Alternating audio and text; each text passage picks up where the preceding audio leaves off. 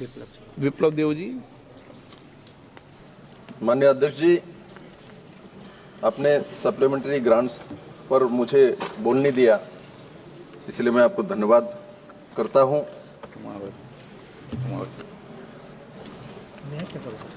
और इस supplementary demand for grant में बोलते हुए मैं पहले माननीय प्रधानमंत्री नरेंद्र भाई मोदी जी को और निर्मला सीतारमण जी देश के अर्थमंत्री है, दोनों को बधाई देता हूं। 2025-26 का जो बजट उन्होंने पेश किया है वो सराहनीय है और देश की ग्रोथ रेट को दिखाती है। इसमें लगभग 50 लाख करोड़ की आसपास बजट पेश किया गया था और पिछले बजट से 7.4% ज्यादा इंक्रीज किया गया है।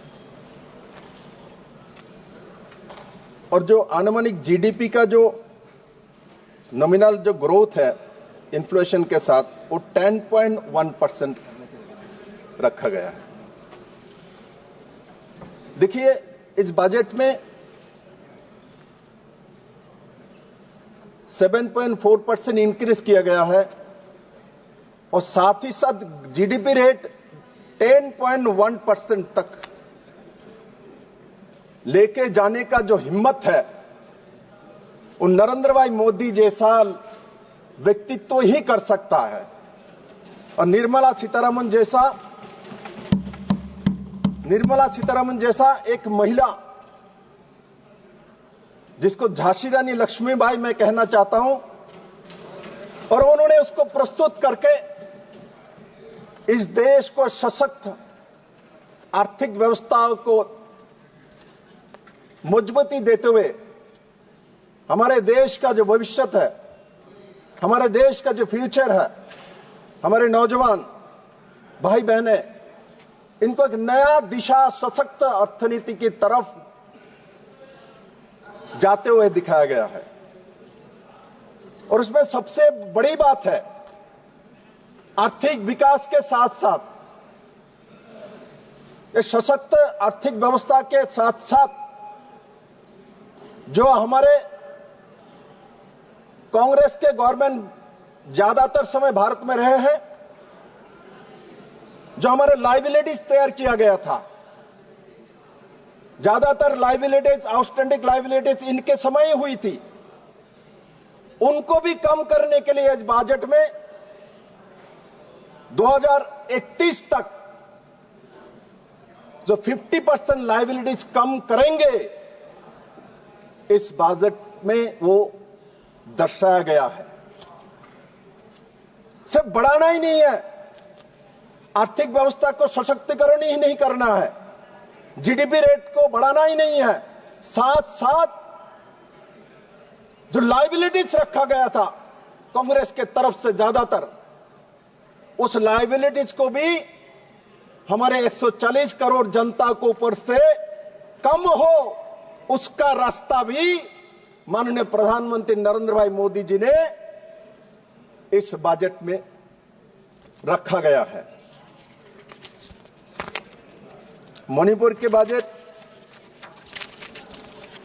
मणिपुर में क्या हुआ, गोगोई जी यहां बोल रहे थे। मुझे तो मालूम है मणिपुर का आयतन कितना है, बहुत सारी सांसदों को हो सकता है जानकारी भी ना हो, छोटा स्टेट है, नॉर्थ ईस्ट के सभी सब लोग छोटे छोटे स्टेट है, मैं भी त्रिपुरा से आता हूं। 22,000 स्क्वायर किलोमीटर का मणिपुर है, 38 लाख लोग रहता है।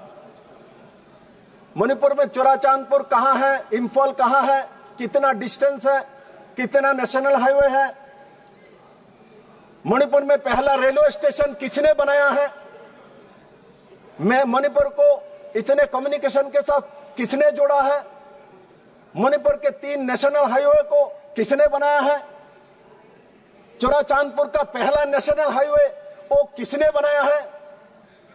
इस सब का जवाब कांग्रेस के पास है क्या? मणिपुर में लंबे समय कांग्रेस का सरकार है। चुराचांदपुर में एक नेशनल हाईवे माननीय अध्यक्ष जी नहीं रहे, वो भी नितिन गडकरी जी को जाके ही खड़ा होके करना पड़ा। हाईवे का चेहरा हमारे ट्राइबल लोग नहीं देख पा रहे थे चौड़ाचांदपुर में। आज मणिपुर की बात उठता है। 2004 से 14 तक जो मणिपुर के लिए बजट होते थे और आज 14 से 24-25 तक माननीय प्रधानमंत्री जी ने 143 गुना इंक्रीज किया है मणिपुर का बजट। मणिपुर के लोगों के बारे में नहीं सोचता। मणिपुर में राष्ट्रपति शासन जारी हुआ, ये संविधान के तहत ही हुआ। 6 महीने के अंदर सेशन बुलाना पड़ता है, सेशन नहीं बुलाया जा पा रहा था और उसके कारण से राष्ट्रपति शासन हमने बलपूर्वक नहीं लागू किया। संवैधानिक व्यवस्था है, वो लागू करना पड़ता है। और मणिपुर में शांति आए हम दोनों तरफ से ही चाहते हैं। मैं मानता हूं ट्रेजरी बंद तो चाहता ही है, हमारे विरोधी पक्ष भी चाहते हैं नॉर्थ ईस्ट में शांति रहे। दोनों गौरव गोगोई जी नॉर्थ ईस्ट से ही है, इनके पिताजी मुख्यमंत्री रहे असम का लंबे समय। नॉर्थ ईस्ट में क्या हो रहा था सबको मालूम है। आज नॉर्थ ईस्ट के 75% एरिया में अफसा नहीं है, ये नरेंद्र भाई मोदी जी के कारण से ही हुआ है। मैं जिस स्टेट से आता हूं त्रिपुरा में, वहां भी लंबे समय अफसा रहा है, इंसर्जेंसी रहा है, उसका भी समापन हुआ है नरेंद्र भाई मोदी जी के सरकार आने के बाद ही। अब नॉर्थ ईस्ट में शांति और डेवलपमेंट, ये दोनों नरेंद्र भाई मोदी जी के नेतृत्व में सरकार आने के बाद ही आज हमारे नॉर्थ ईस्ट के मुख्यमंत्रियों को लोग जानता है, नॉर्थ ईस्ट के राज्यों को जानते हैं। इससे पहले नॉर्थ ईस्ट को एक साथ ही माना जाता है, नॉर्थ ईस्ट माने असम माना जाता था। और हम लोग जब कभी बोलते थे दिल्ली में हम त्रिपुरा से है, त्रिपुरा कहाँ है, मैं बोलता हूं भाई अगरतला कहाँ है भाई। अब तो जानने लग गए ना आपके मुख्यमंत्री बनने के बाद।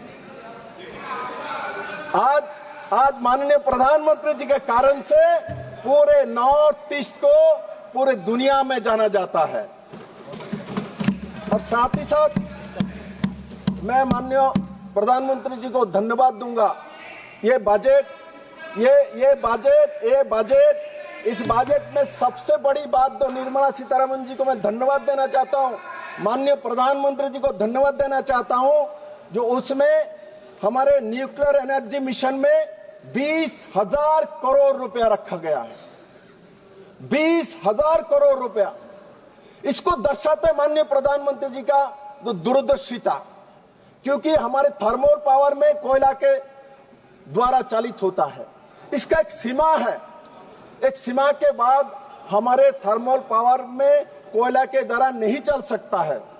इसलिए माननीय प्रधानमंत्री जी ने जो विकसित भारत का कल्पना किया है, इसके लिए उन्होंने न्यूक्लियर प्रोजेक्ट की मिशन घोषणा करके 20,000 करोड़ रुपया रखे। इसमें स्थायी रूप से बिजली का व्यवस्था हो, स्थायी रूप से विद्युत का व्यवस्था हो, वो माननीय प्रधानमंत्री जी ने इस स्कीम के माध्यम से एक शक्तिशाली भारत, क्योंकि पावर के बिना कोई भी सेक्टर नहीं चल सकता, ना एग्रीकल्चर सेक्टर, ना प्राइमरी सेक्टर, ना इंडस्ट्रियल सेक्टर। घर के बिजली के बिना तो हमारे बत्ती भी नहीं जल सकता है। और माननीय प्रधानमंत्री जी ने ये 20,000 करोड़ रुपया रख के न्यूक्लियर पावर के तरफ भारत को लेते जाते हुए ये नया नौजवान के लिए भविष्य का एक शुरुआत किया हुआ है माननीय अध्यक्ष महोदय। और इसमें निवेश के लिए सरलीकरण किया गया है, जो प्राइवेट और गवर्नमेंट सेक्टर मिलकर काम कर सकता है, उसी दिशा में माननीय प्रधानमंत्री जी ने इसमें काम किया है। माननीय अध्यक्ष महोदय,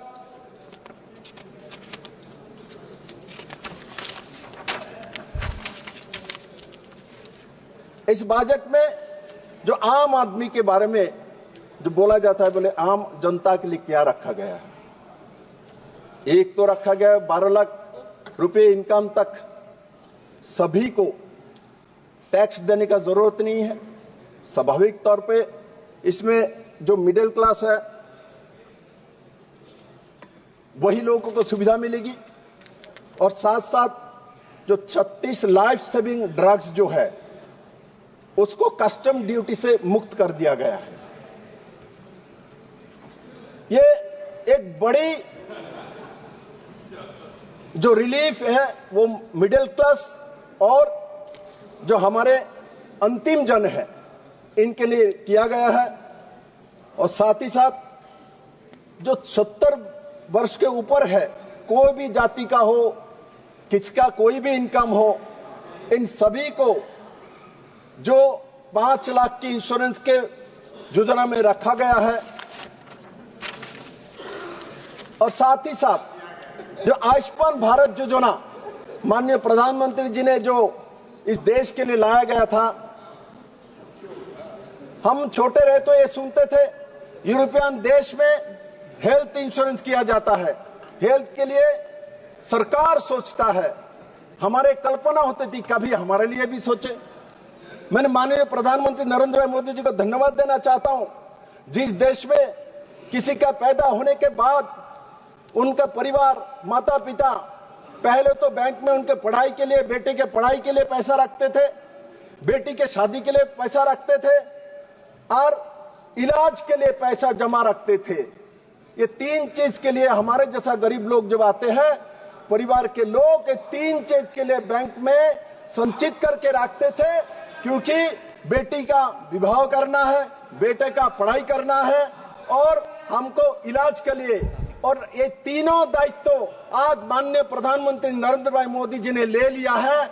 अभी बेटे के पढ़ाई के लिए पैसा रखने का जरूरत नहीं है, स्कॉलरशिप दिया हुआ है, आपका अंदर मेरिट हो तो आप विदेश तक पढ़ सकते हैं, आपको संचित करके रखने की जरूरत नहीं।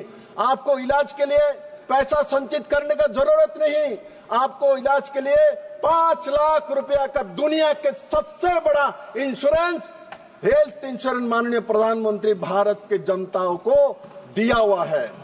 तो साथ ही साथ बेटियों के विवाह के लिए भी पैसा रखा जाता था। भारत में एक प्रावधान है, बेटी बड़ा होगा तो उसको शादी करने के लिए पैसा रखो, जमा करो। आज इस सोच से भी भारत मुक्त हो चुका है। इसलिए निर्मला सीतारमण जी जैसा महिला देश के अर्थ मंत्री है, वो जो सोच जो इंग्रेज के समय से चलते आए हुए थे, इस सोच को माननीय प्रधानमंत्री जी ने समाप्त कर दिया है। और अब हमारे किसी बेटियों को शादी के लिए पैसा नहीं रखने का जरूरत नहीं है, क्योंकि वो प्रथा को ही माननीय प्रधानमंत्री जी ने भुला दिया है। मेरे अध्यक्ष महोदय,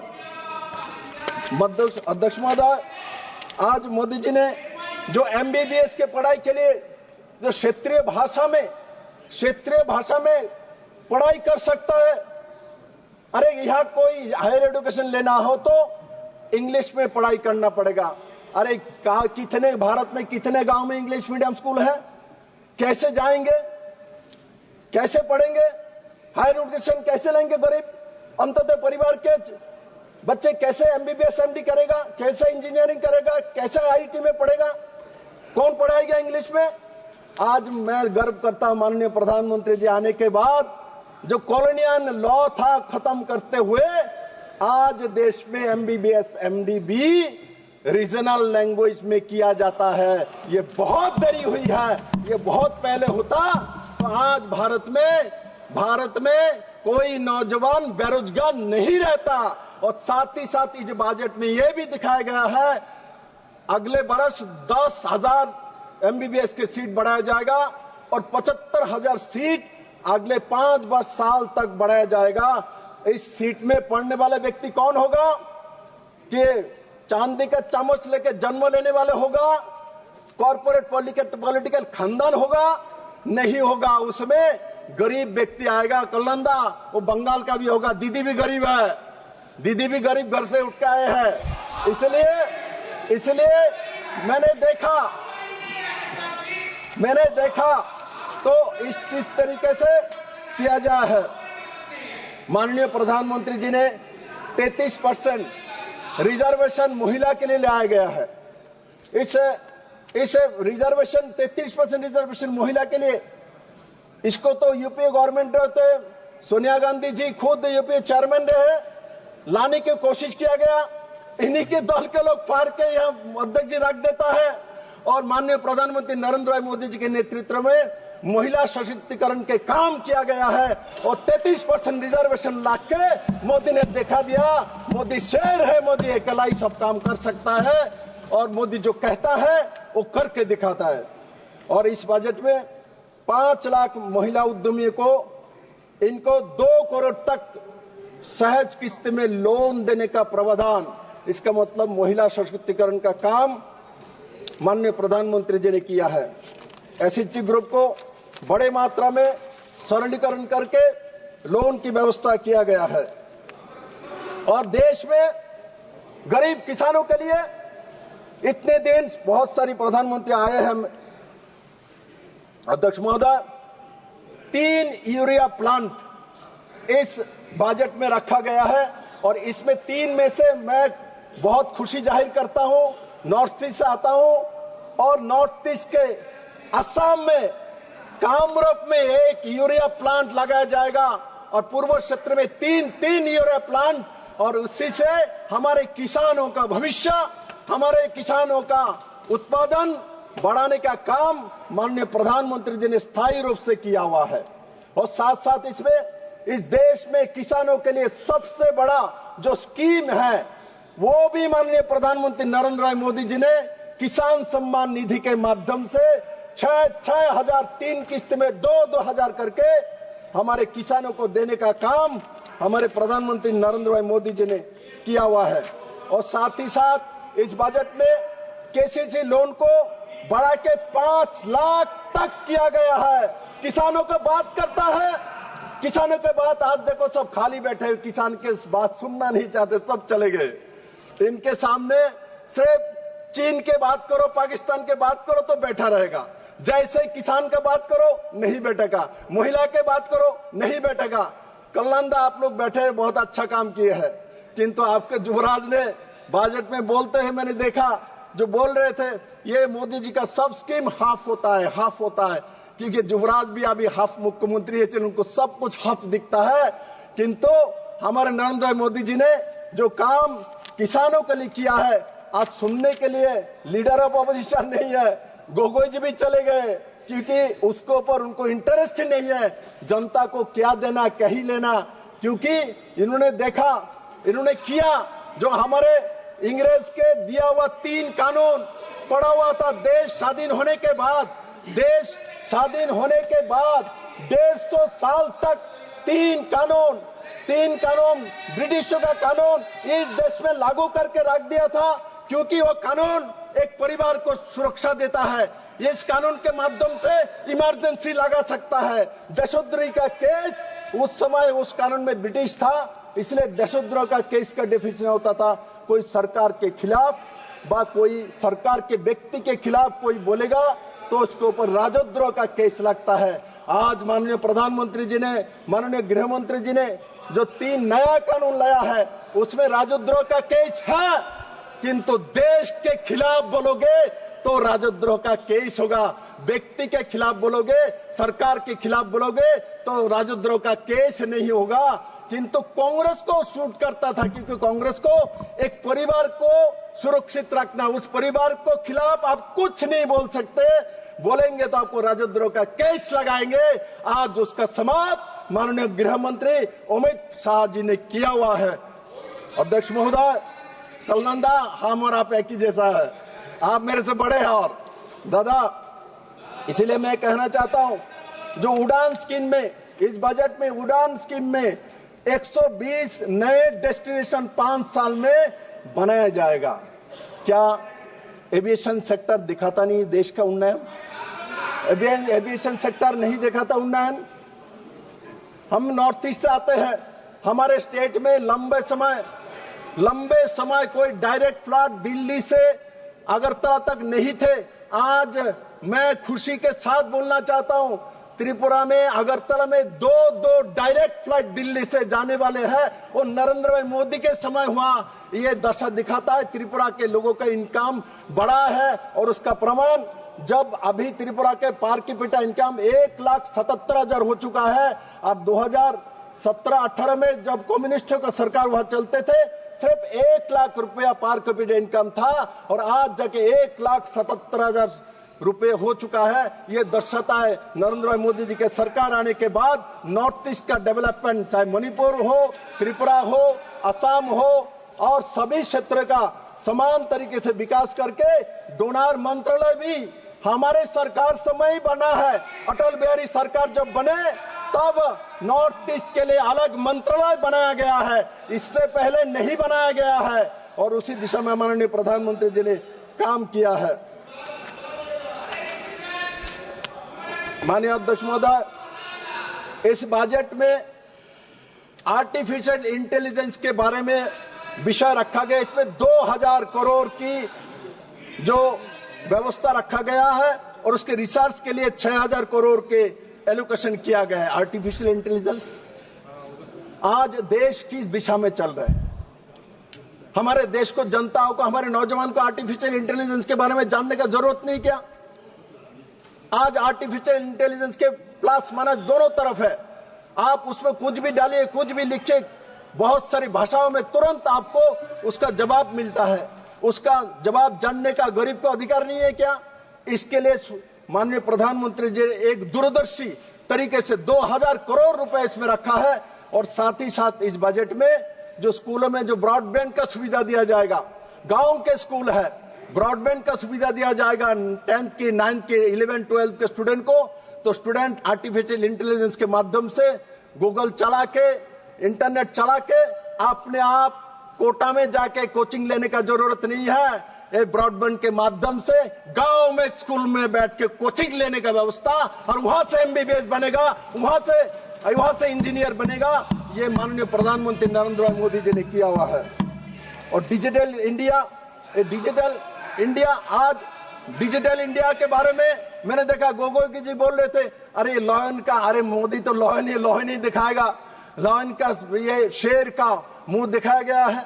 अरे भारत आज डिजिटल ट्रांजैक्शन में दुनिया में तीसरे स्थान में बैठा हुआ है, और जिससे 12% GDP का लाभ भारत सरकार को 140 करोड़ जनता को होता है। और उसका श्रेय माननीय प्रधानमंत्री नरेंद्र भाई मोदी और अमित शाह जी को जाता है। माननीय अध्यक्ष महोदय,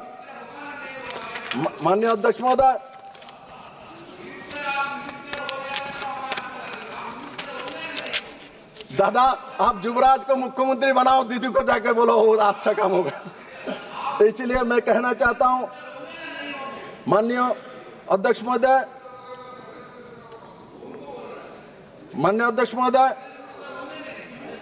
हमारे नरेंद्र भाई मोदी के नेतृत्व में सरकार आने के बाद हमने नया कानून के साथ साथ जो अंग्रेज एवं ब्रिटिश के जो पराधीन भारत का जो चेहरा दिखाता है, याद कराता है, हमने राजपथ को चेंज करके, नाम परिवर्तन करके कॉलोनियल सोच को बदलने के लिए कर्तव्य पथ रखा है। रेस कोर्स रोड को बदल के कल्याण मार्ग रखा गया। दादा आपके नाम से कल्याण मार्ग रखा गया, रेस कोर्स को बदल के। आप देखो, तृणमूल ने नहीं किया, मोदी जी ने कल्याण मार्ग रख के कल्याण जी को पूरे दुनिया में पहचान दिया है। हमने ब्रिटिश की जो व्यवस्था है उससे मुक्त कराया है, और कॉलोनियल 1500 कानून को माननीय प्रधानमंत्री जी ने समाप्त किया है। 1500 कानून, 1500 कानून, जो कि देश स्वाधीन होने के बाद पहला प्रधानमंत्री को ही वो काम करना चाहिए थे, किंतु विप्लव जी अच्छा बोल रहे हैं, बोलने दीजिए। विप्लव जी अच्छा बोल रहे हैं, नहीं किया गया है। माननीय अध्यक्ष महोदय, माननीय अध्यक्ष महोदय,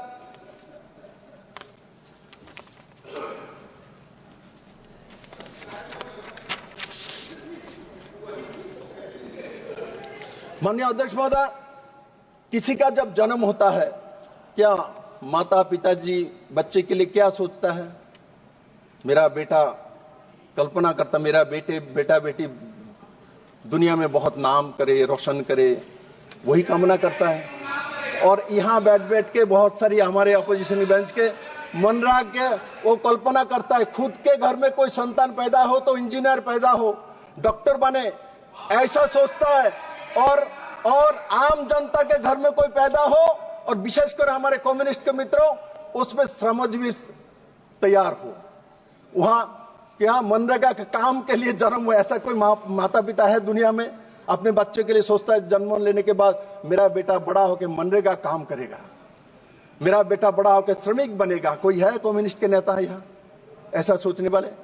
अपने बेटा बेटे को इंजीनियर डॉक्टर पढ़ाएगा, किंतु रास्ते में श्रमिक बना के भारत की जनता को शोषण करने का काम एक कांग्रेस और कम्युनिस्ट में लंबे समय में किया हुआ है। माननीय प्रधानमंत्री जी के नेतृत्व में उसका समाप्ति हुआ है और आज स्कूल को हो, कॉलेज हो और सभी व्यवस्था में माननीय प्रधानमंत्री जी ने गरीबों को पढ़ाई की व्यवस्था, नौकरी की व्यवस्था, ट्रेडिंग की व्यवस्था, ये सब कुछ इस बजट में रखा गया है।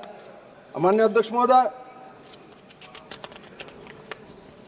हमारे देश में आदरणीय प्रधानमंत्री नरेंद्र मोदी जी प्रधानमंत्री बनने के पहले जो स्टार्टअप 100 के आसपास स्टार्टअप होता था, आज भारत में 1,59,000 स्टार्टअप है। तो हम गर्व करते हैं क्या नहीं? जब हमारे देश में नरेंद्र मोदी जी के नेतृत्व में सरकार आने के बाद 1,59,000 के ऊपर जो स्टार्टअप किया गया, उसमें जॉब क्रिएटर तैयार हुआ है। बोले रोजगार की बात, रोजगार स्वरोजगारी बनाने का काम माननीय प्रधानमंत्री जी का पॉलिसी ने किया, आर्थिक पॉलिसी ने किया, जिसके कारण से आज बड़े मात्रा में स्टार्टअप हुआ और उसमें बड़े मात्रा में काम करने का जो नौजवान करते हैं, उसमें 16.6 लाख से अधिक लोगों को रोजगार भी मिला है। वो काम माननीय प्रधानमंत्री नरेंद्र मोदी जी ने किया है। कांग्रेस के समय और यूपीए सरकार के समय से एक परिवार के लिए काम किया जाता था, एक परिवार के नाती पोता सबको कैसे किया जाता है उसका किया जाता था।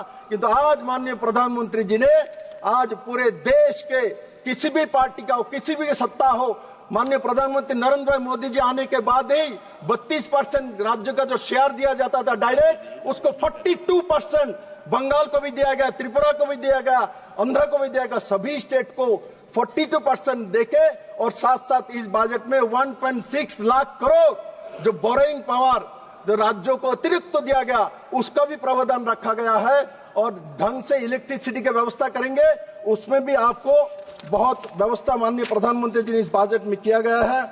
मैं आशा करता हूं इस बजट से पूरे देश को लाभ होगा और नौजवानों को एक नया भविष्य देखने का और नया भविष्य तैयार करने का जो आशा और आकांक्षा के साथ जो आर्थिक विकास देखने का सपना इस बजट के माध्यम से हमारे नौजवान ने देखा है, किसानों ने देखा है, मिडिल क्लास ने देखा है। और मैं आशा करता हूं इस बजट के माध्यम से सिर्फ मणिपुर नहीं पूरे देश का कल्याण होगा और माननीय प्रधानमंत्री जी के नेतृत्व में 2047 में भारत एक विकसित भारत के रूप से पूरी दुनिया के सामने प्रस्तुत होगा। महोदय,